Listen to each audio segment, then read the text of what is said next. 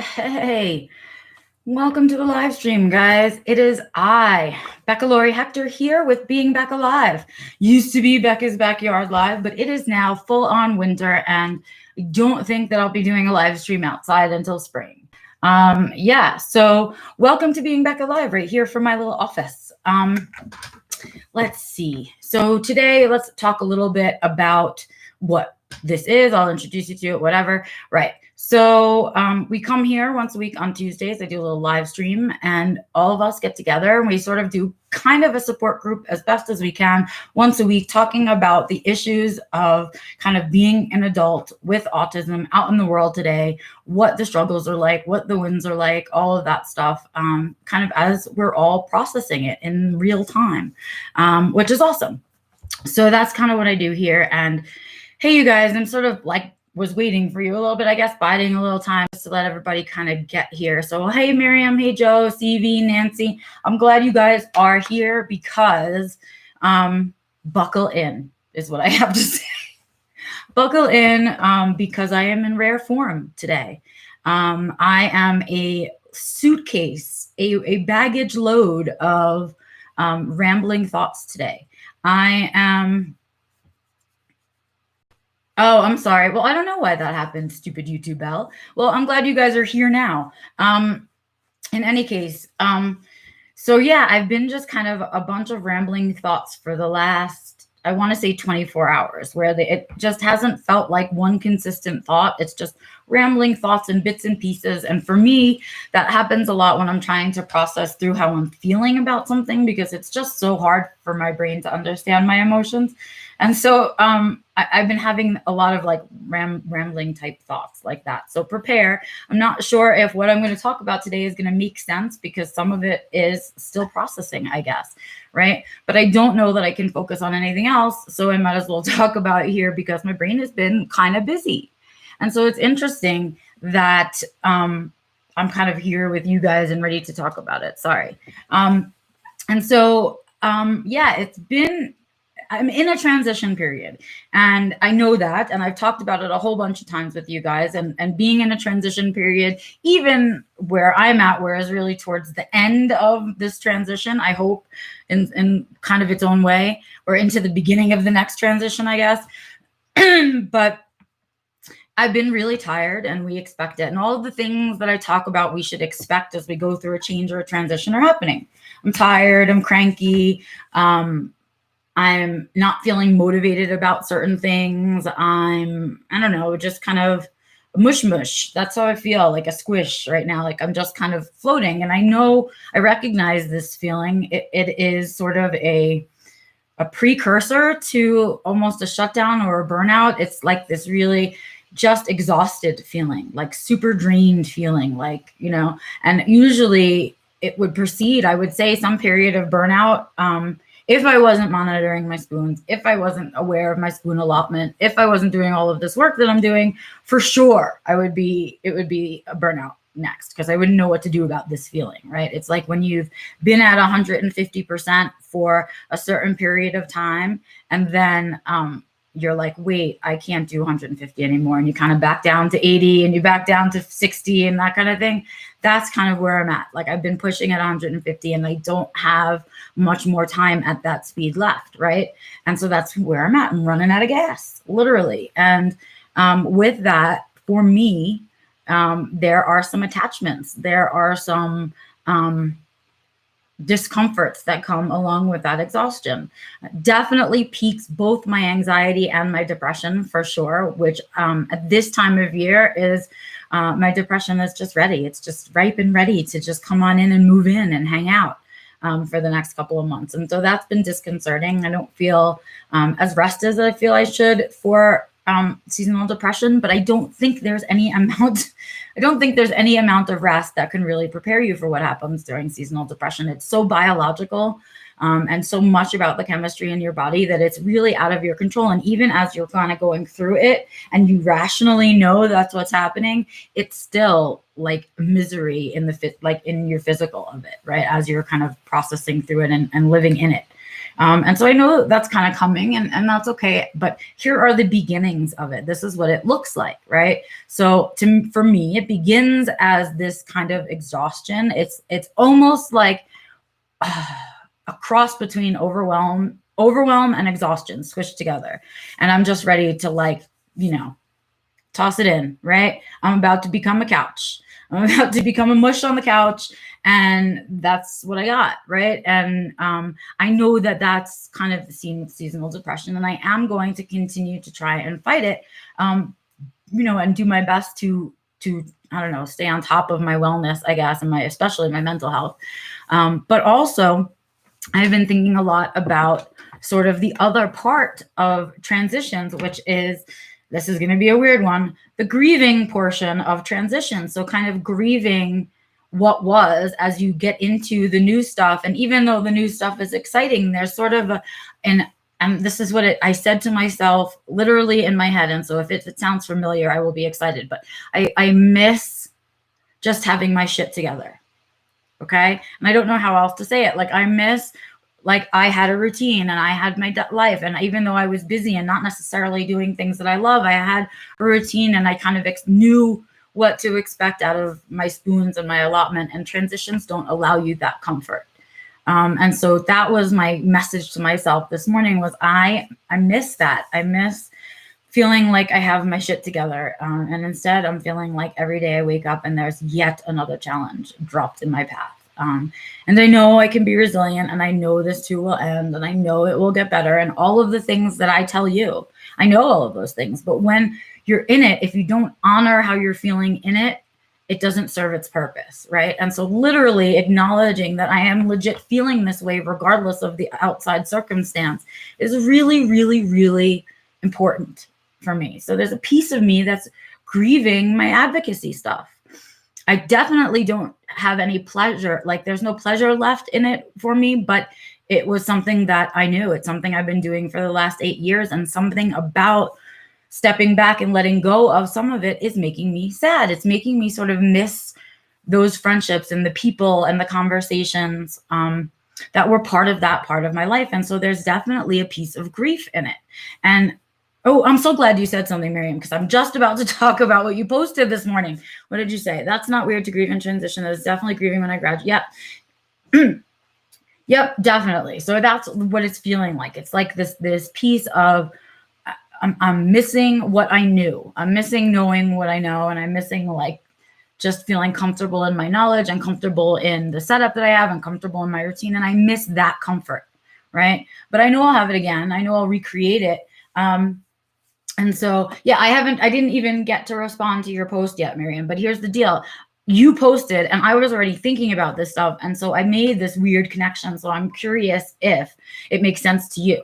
So Miriam posted this morning talking about the physicality of kind of making big life changes, and how do we physically kind of feel it, right? Are there physical sensations that go along with it? And here's what I want to tell you is that I think yes. So, and you wanted to describe it, right? And I was struggling too. So here's what I've got for you. It kind of feels like, physically, it feels like anxiety to me, right? So it's a lot of feeling kind of nervous and feeling physically exhausted and feeling kind of overwhelmed and feeling kind of just like almost, it's like when you have a really sensitive sensory day where no matter what shirt you put on, it's uncomfortable. No matter where you're sitting, you can't find a comfortable spot. No matter what you try to sleep, you can't find a good spot for that. You can't, nothing, right? Like everything is just like every noise, every taste, every smell, everything is just poking you in the wrong way. And that to me is what it feels like either when my anxiety or my depression peak, but more so when my anxiety peaks. It's like super hard to get comfortable in myself, right? So for example, and I am going to bring this up. So my hair is still wet. I did not shower, you guys, for this or anything like that. Literally, it's so dry up here, and this is crazy. It's so dry up here that you have to put a lot of moisturizing stuff in your hair. Otherwise, especially someone like me with thin hair, I get like this, like staticky Albert Einstein thing that happens. And it itches me in the scalp to have my hair do that. And that is the physicality of the place that I'm in. So I had to like wet my hair and put conditioner in it because I couldn't take another second of the static on my hair. Okay. And that sensitive, icky spot right now is everything is uncomfortable. Everything. My bra hurts me. I don't want to eat anything. That's another part of it. I don't know if you have that part of it with your stuff, Miriam, but I lose my appetite, right? My appetite is gone. I don't even want regular foods. I'm basically down to a diet. It looks like I have the flu. Okay. I can eat like scrambled eggs, rice, pudding. I'm able to do soft things. I'm not texturally, I'm not enjoying anything that requires a lot of chewing. I'm certainly not seeking food. I'm seeking a lot of liquids, right? I'm drinking a lot of coffee, even though it's decaf, but I'm drinking a lot of coffee and wanting that feeling from it. And I'm just so like every part of my body, even when, okay, look, I was like, I'll be all Halloween-y spirit. I'll do this. Well, the one nail that's a different color is making me a crazy person. And I might just have to fucking like cover over it because that's where I'm at physically. That is the like, that physicality of me wearing my discomfort of my transition. And that's kind of where I'm at. And let's see. Specifically, the physical difference between making a choice that betrays yourself okay. Yeah, well, okay. So they feel similar. So Miriam's also talking about the feeling of when you kind of go against your gut, when your gut tells you something and you go against your gut, there's that betrayal type feeling, that self-betrayal feeling. And then there's also when you're making a really hard but good choice, but it's not really a comfortable choice, right? And I've been there. And they do feel similar, but I think when we are physically, when we're betraying ourselves, it's a smaller, harder to feel feeling for me. It's like almost like your brain doesn't want your brain to know that you're doing something that's betraying yourself. Like you're trying to keep it a secret from yourself, is sort of what that feels like. And then to me, when I'm making a good decision that's just uncomfortable, there's a physical sensation of exhaustion with it. Like the decision weighs a lot and it physically drags me down, and I have to push against kind of what would feel good and what would be easy, right?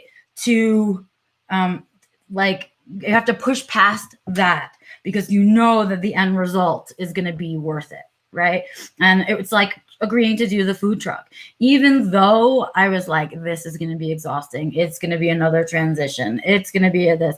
And I was already tired just thinking about it. Not doing it wasn't a choice, right? Not doing it wasn't really an option. It was a great decision. It was something we both wanted to do, but it takes a lot of work to get there. And so when you get faced with the actual work of your good decision and it's overwhelming and it looks like a huge giant mountain, I feel physically exhausted, right? That to me is just making that hard but good decision.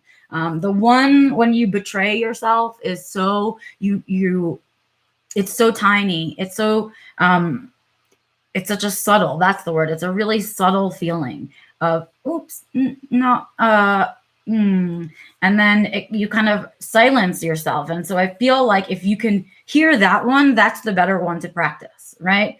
I don't know. They both serve a different purpose. And so for me, I guess I just can slightly tell the difference in the physicality, but there's absolutely, I think, a physical feeling that comes with it. I think when we betray ourselves, there's especially in terms of alignment or goal chasing and that kind of stuff, there's a sadness and a shame and a guilt that comes along with it. But when we're making a hard but good decision, that shame and guilt doesn't come. It just is an overwhelm of like, wow, I have picked a rough road, but I got to walk it. And I think that's the difference. So I hope that helps a little bit. But I also wanted to talk about this piece that like the physical manifestation of, transitions, that we do physically feel them in our bodies and in our, like in our sleep and in our not sleep and in our eating habits and in all of these other places. And so I was sort of in that place about it, like, wow, I do physically take on these kind of these emotions and stuff. And so I took some few little notes here. Wow, sorry, CV, I'm catching up in the chat. Wow, this is really helpful. I feel like I'm losing it when I get like that, when my skin feels like it doesn't fit. Yes. And I want to shave my head because my hair hurts. Yes, that is the place that I'm in. And when I talk about that physical sensitivity, it's almost like my whole body is in revolt. Like my body is like, okay, we pushed really hard for a really long time. You now have to be really uncomfortable so that you stop. And that's kind of how I've been feeling. And that today in particular, I know I have things to do like this, like a few other things, not a lot, but it's been coming to my brain. And I'll tell you why. This week is my first real week past the transition, where my calendar finally looks like I made the transition. All the things I talked about, kind of letting go and kind of letting go of newsstand and letting go of a few other things and just really hanging on to the stuff surrounding the course and the stuff that I really enjoy doing, partially for the seasonal depression, partially because I've just been through a huge transition and I need some rest. So I have a mix of things happening for me that I know I need to address, right? So I know all of these things and all of that stuff is happening. But right now, I wanted to really capture what it feels like in the now of being at the end of a transition. And this is what it feels like to me. Like, please, universe, if you put one more thing on my plate, I will cry. That is legit how I woke up this morning. Like, please, universe, please let everybody take care of themselves today and not need me. Please, universe, don't drop another challenge in my path.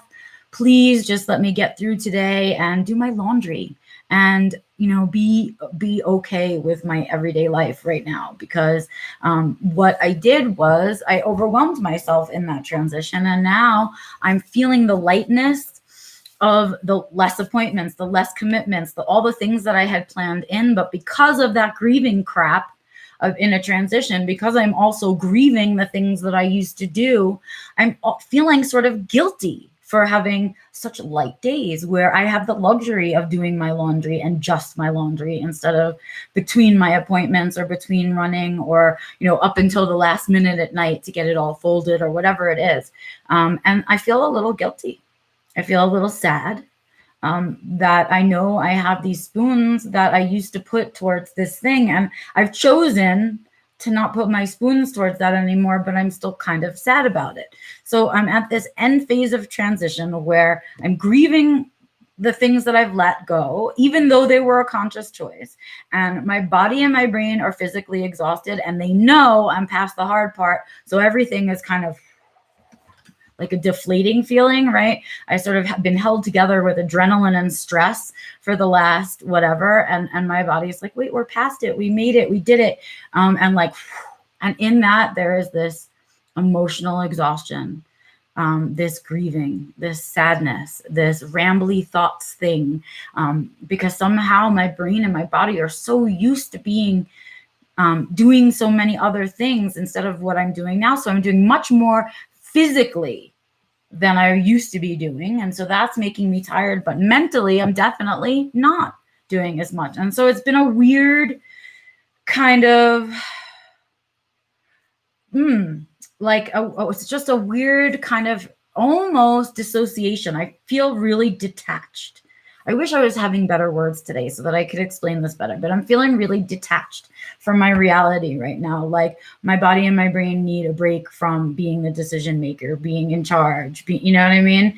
And that's where I'm at. And that is creating all of these feelings. It's definitely raising my anxiety, raising my depression levels. That's happening anyway because of the world and nature and time and all that fun stuff. But I'm also feeling the other parts of depression that I forget about, like lonely and just tired and impatient comes with my depression often, being impatient, being cranky, and this sensitivity, this oversensitivity that's happening.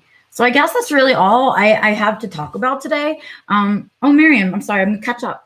This is making me feel more confident in my choice right now, about to go through a big transition again. I'll update. Yes, I'm excited to hear your update. So I'm glad that it's helpful because it doesn't matter how much you have your shit together or how much you've been working on this personal development type stuff, this spiritual growth type stuff.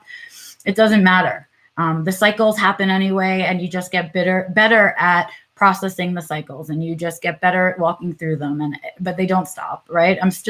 You want change. Change has to occur, and so that requires transitions to occur, and that requires that we physically go through this cycle.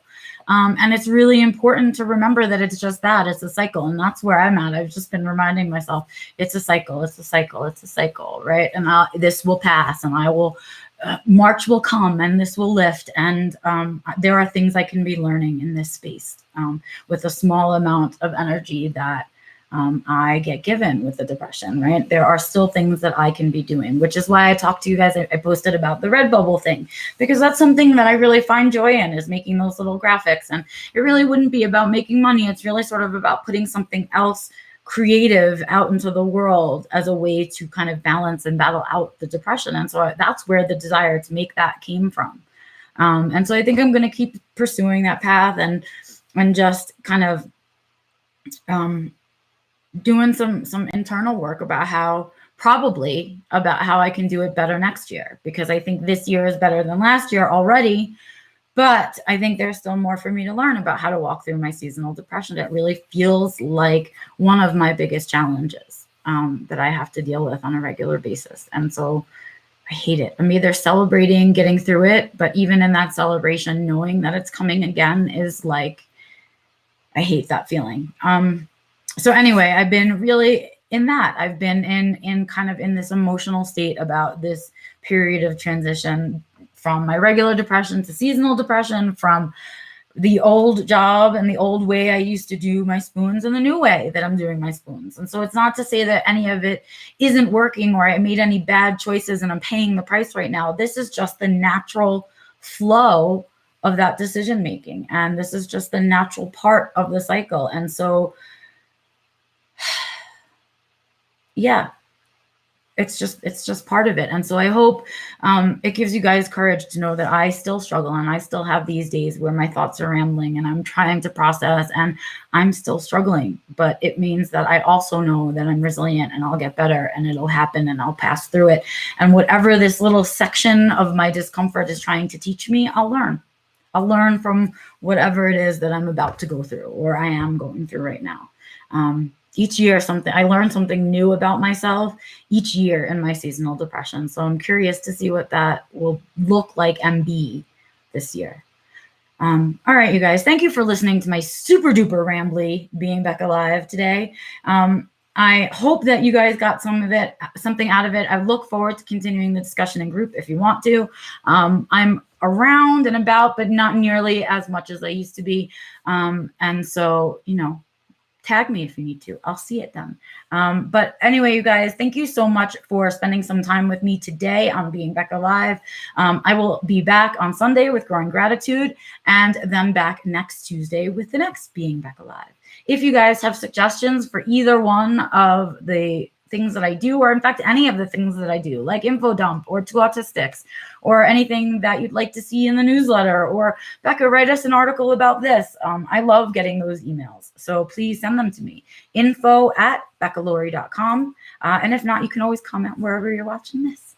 All right, you guys, have an amazing rest of your Tuesday. I will see you on Sunday for Growing Gratitude, and I will see you around and about on the interwebs. Have a good one. Bye.